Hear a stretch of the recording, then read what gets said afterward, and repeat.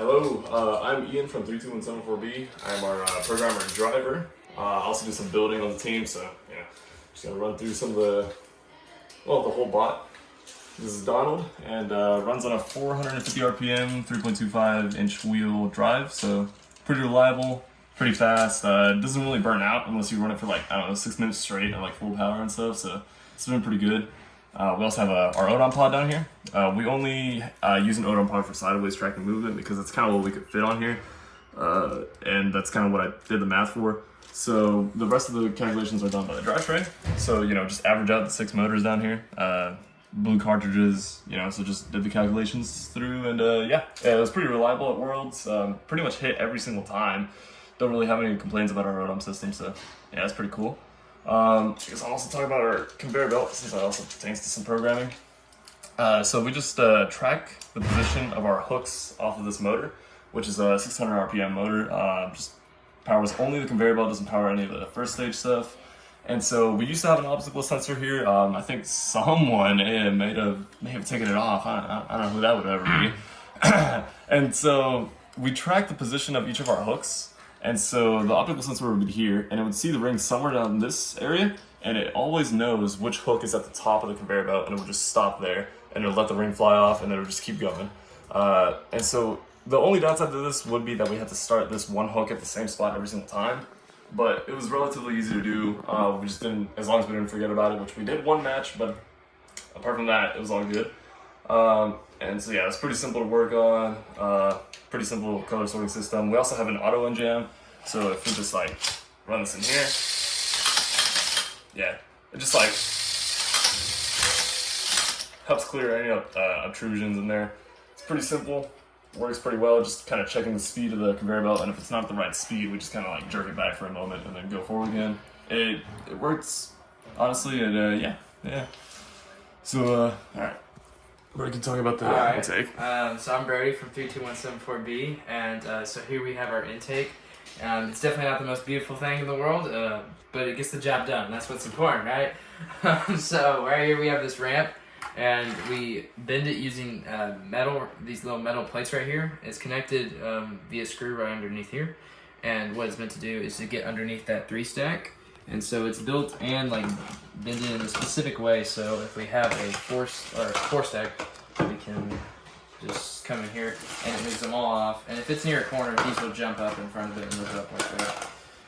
And then once we have the ring, it goes through a mini hood with the first stage, first grabbing on, then moving to the second stage, and then goes up to the conveyor belt, which in case if it's not up all the way, the conveyor belt might hit it like there or something, and then in that case we have these boings to stop it so it can slide back.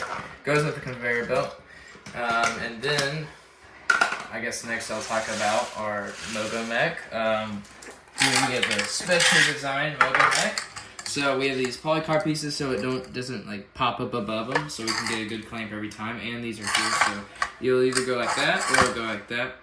And we designed it in a way that uses, there's this long screw here with spacers on it, so it can grab at corners. It doesn't grab as well as it does on a flat side, but it does still grab at corners. We also down here have washers, so we can easily modify it if we need to modify the angle to improve our intaking. And so it can grab in corners like this, and it still works. And we can also grab onto the flat side, which is our best side. And yeah, it's a 2-piston mechanism, and then yeah, so that's the rest of the Mogo mech. And then with pneumatics, we have a Dinker, and this runs on a 1-piston, and it goes down like that. It's down here, can grab rings in the middle. We use this at Worlds a lot to like we need to move rings out of our way, or it can just sweep a whole stack. So if we get that 4-stack back up, it can sweep it out of the way. It's on this piston right here, connected to the A-frame and with stain-offs, and it also has a rubber band, so that way if we ever run out of air, it will retract pretty well. And yeah, that's it for the Dinker.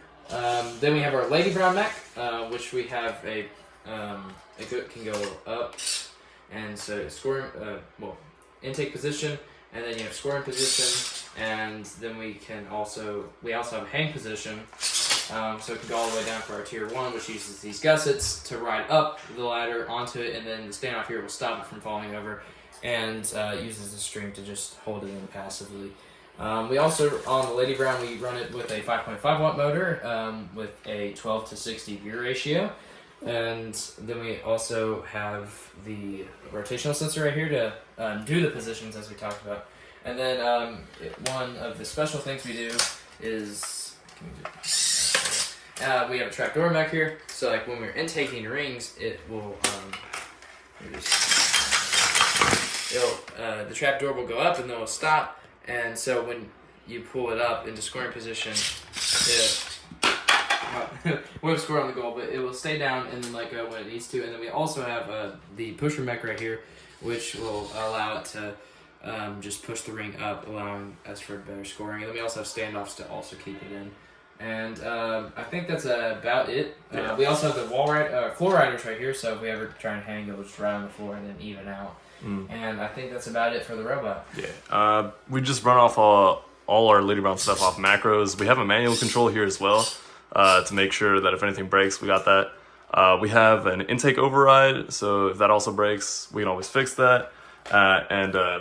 That's it. Here we go. You can see some settings on here. So I can change whether we're color sorting, what color we're color sorting, and always see the battery. So I just press this, and I can turn off color sort, or I can press this button, and it switches which color we're color sorting. So it's pretty useful. If anything breaks, it's always good to have, or if you want to like intake the other color, it's very nice. Yeah, this is the last macro right here. Just puts the Lady Brown all the way down, so I don't have to really think about that. And we run everything off of one stick drive. Because me personally, as a Rocket League player, I really like the one stick drive and it works really well. Haven't had any issues with it. I see a lot of people run two stick, but I feel like it's more useful to have that Lady Brown ability, and while also being able to drive. And yeah, it's pretty much the robot. Kind of an ugly boy, but hey, it got 6th rank at Worlds, so yeah, it's pretty good. You got like 9 all-time win points. Yeah. Yeah. All right, that's it for the explanation.